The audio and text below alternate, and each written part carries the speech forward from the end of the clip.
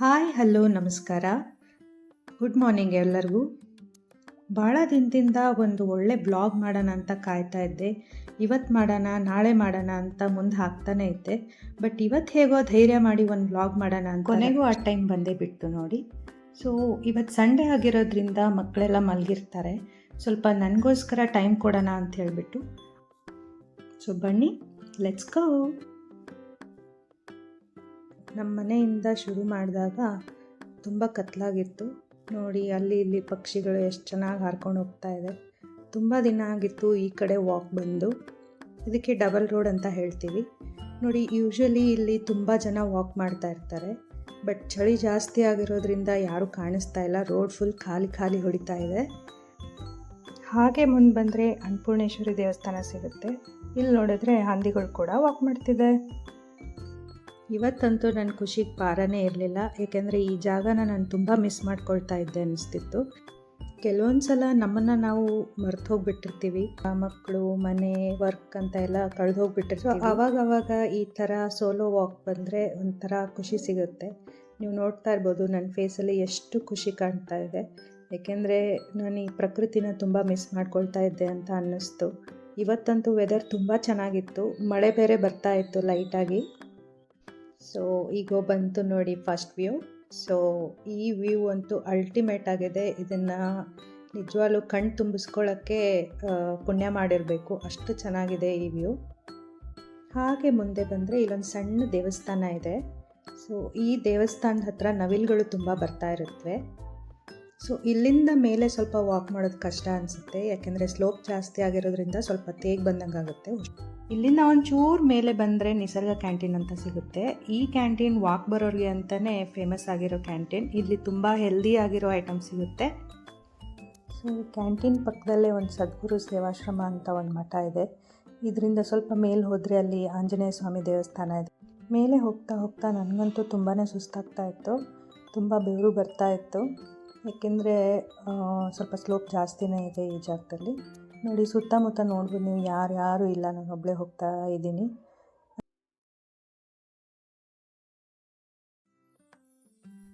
Weekend ಬಂದರೆ ಸಾಕು, ಸುಮಾರು ಜನ ಇಲ್ಲಿ ಜೋಗಿಮಟ್ಟಿಗೆ ಹೋಗೋಕ್ಕೆ ಬರ್ತಾನೆ ಇರ್ತಾರೆ. ಕೆಲವೊಬ್ಬರು ಕಾರಲ್ಲಿ ಬರ್ತಾರೆ, ಕೆಲವೊಬ್ಬರು ಬೈಕಲ್ಲಿ ಬರ್ತಾನೆ ಇರ್ತಾರೆ. ಬಟ್ ನಾನು ಸಜೆಸ್ಟ್ ಮಾಡೋದು ಒಂದು ಸಲನಾದರೂ ವಾಕ್ ಮಾಡ್ತಾ ಈ ಜಾಗಕ್ಕೆ ಬನ್ನಿ, ತುಂಬಾ ಚೆನ್ನಾಗಿರುತ್ತೆ. ಯಾಕೋ ಅಷ್ಟೊಂದು ರಶ್ ಇರಲಿಲ್ಲ ನಾನು ನೋಡಿದ ಹಾಗೆ. ಮೋಸ್ಟ್ಲಿ ಜೋಗಿಮಟ್ಟಿಗೆ ಬಿಡ್ತಾಯಿಲ್ಲ ಅಂತ ಅನಿಸುತ್ತೆ. ಇವರೆಲ್ಲ ವೆಯ್ಟ್ ಮಾಡ್ತಾನೆ ಇದ್ದಾರೆ. ಬನ್ನಿ ನಾವು ವಾಕ್ ಮಾಡ್ಕೊತಾನೆ ಒಳಗೆ ಹೋಗಿ ಬರೋಣ. ಸೊ ಈ ಗೇಟ್ ಬಂದುಬಿಟ್ಟು ಆಡ್ಮಲ್ಲೇಶ್ವರ ಹೋಗೋಕ್ಕೆ ಮತ್ತು ಜೋಗಿಮಟ್ಟಿಗೆ ಹೋಗೋಕ್ಕೆ ಇರೋ ಮೇನ್ ಗೇಟ್. ಸೊ ಇಲ್ಲಿಂದಾನೇ ನೀವು ಜೋಗಿಮಟ್ಟಿ ಅಥವಾ ಆಡ್ಮಲ್ಲೇಶ್ವರಕ್ಕೆ ಹೋಗ್ಬೋದು. ಈ ಜಾಗಕ್ಕೆ ಬಂದಮೇಲೆ ನಿಜವಾಗ್ಲೂ ಸ್ವರ್ಗ ನಮ್ಮ ದುರ್ಗ ಅಂತಲೇ ಅನ್ಸೋಕ್ಕೆ ಶುರುವಾಗ್ಬಿಡುತ್ತೆ. ಯಾಕೆಂದರೆ ಅಷ್ಟು ಚೆನ್ನಾಗಿದೆ ಇಲ್ಲಿಂದ ವ್ಯೂ ನೋಡಿ. ಬರೀ ಗಿಡಗಳು, ರೋಡು ಬಿಟ್ಟರೆ ಏನೂ ಕಾಣಿಸ್ತಾ ಇಲ್ಲ. ಆಕಾಶ ಎಲ್ಲಿದೆ, ಭೂಮಿ ಎಲ್ಲಿದೆ ಅಂತ ನಾವು ಹುಡ್ಕೊಂಡು ನೋಡಬೇಕು, ಆ ಥರ ಅನಿಸುತ್ತೆ ಇಲ್ಲಿ ಬಂದಮೇಲೆ.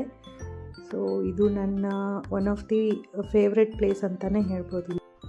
ನಿಜ ಹೇಳಬೇಕು ಅಂದರೆ ನಂಗೆ ಸ್ವಲ್ಪ ಭಯ ಆಗ್ತಾ ಇತ್ತು ಮುಂದೆ ಹೋಗೋಕ್ಕೆ. ಯಾಕೆಂದರೆ ಈ ರೋಡಲ್ಲಿ ಯಾರು ಕಾಣಿಸ್ತಾನೇ ಇಲ್ಲ. ಹಂಗೂ ಧೈರ್ಯ ಮಾಡಿ ಸ್ವಲ್ಪ ಮುಂದೆ ಹೋಗೇ ಬಿಡೋಣ ಅಂತ ಹೋದೆ. ಮಳೆ ಬೇರೆ ಜೋರಾಗಕ್ಕೆ ಸ್ಟಾರ್ಟ್ ಆಯಿತು. ನನಗೆ ಅರ್ಧಕ್ಕೆ ವಾಪಸ್ ಬರೋಕ್ಕೆ ಇಷ್ಟ ಇರಲಿಲ್ಲ.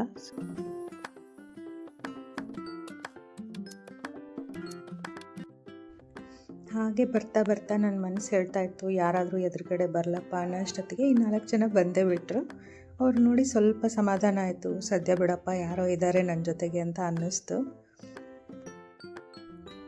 ಆ ದೇವರು ಈ ಪ್ರಕೃತಿನ ಯಾವ ಥರ ಸೃಷ್ಟಿ ಮಾಡಿರ್ತಾನೆ ಅಲ್ವಾ.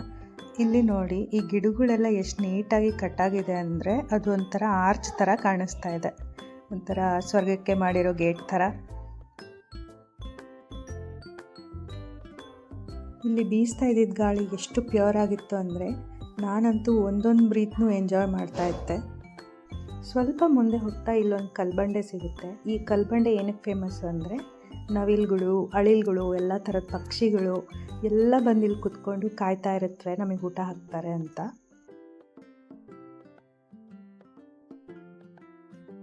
ಏನೋ ಒಂದು ಸಾಧನೆ ಮಾಡಿರೋ ಥರ ಫೀಲ್ ಆಗ್ತಾಯಿತ್ತು ನನಗೆ. ಸೊ ಇಲ್ಲಿ ನೀವು ನೋಡ್ತಾ ಇರ್ಬೋದು 3 ರೋಡ್ಸ್ ಕಾಣಿಸ್ತಾ ಇದೆ. ಸೊ ಈ ಲೆಫ್ಟ್ ಸೈಡ್ ರೋಡಲ್ಲಿ ನೀವು ಸ್ಟ್ರೈಟಾಗಿ ಹೋದರೆ ನಿಮಗೆ ಹಿಮತ್ ಕೇದಾರ ಸಿಗುತ್ತೆ. ಸೊ ನೀವು ಝೂಗೆ ಹೋಗಬೇಕು ಅಂದರೆ ಈ ಗೇಟ್ ಥ್ರೂನೇ ಹೋಗಬೇಕು.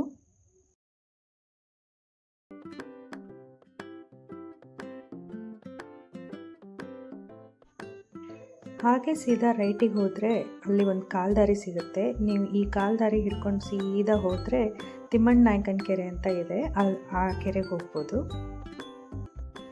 ನಾನಂತೂ ಅದೆಷ್ಟು ಬೆವ್ತು ಹೋಗ್ಬಿಟ್ಟಿದ್ದೆ ಅಂದರೆ ನನ್ನ ಕೈಲಿ ಸೆಕೆನ ತಡ್ಕೊಳಕ್ಕೆ ಆಗ್ತಿರ್ಲಿಲ್ಲ. It's time to get back ನಾವು. ನನಗಂತೂ ಇಷ್ಟನೇ ಇರಲಿಲ್ಲ ವಾಪಸ್ ಹೋಗೋಕ್ಕೆ. ನನಗೆ ಗೊತ್ತಿಲ್ಲದಂಗೆ ಹತ್ತತ್ರ 4 ಕಿಲೋಮೀಟ್ರ್ವರೆಗೂ ನಡ್ಕೊಂಬಂದಿದ್ದೀನಿ. ನೋಡಿ, ನಾವೆಲ್ಲ ಪ್ರಕೃತಿ ಜೊತೆ ಆದಷ್ಟು ಬೆರೆಯೋಕ್ಕೆ ಟ್ರೈ ಮಾಡಬೇಕು. ಅದು ತುಂಬ ಚೆನ್ನಾಗಿ ರೆಸ್ಪಾಂಡ್ ಮಾಡುತ್ತೆ. ಯಾರೋ ಇಲ್ಲಿ ಒಳ್ಳೆ ಕೋಟ್ ಹಾಕಿದ್ದಾರೆ, ಪ್ರಕೃತಿ ದೇವಿಗೆ ಶರಣಾಗೋಣ, ಸಕಲ ಜೀವರಾಶಿಯನ್ನು ರಕ್ಷಿಸೋಣ. ಈ ವ್ಲಾಗ್ ನಿಮಗೆಲ್ಲರಿಗೂ ಹೇಗೆ ಅನ್ನಿಸ್ತು?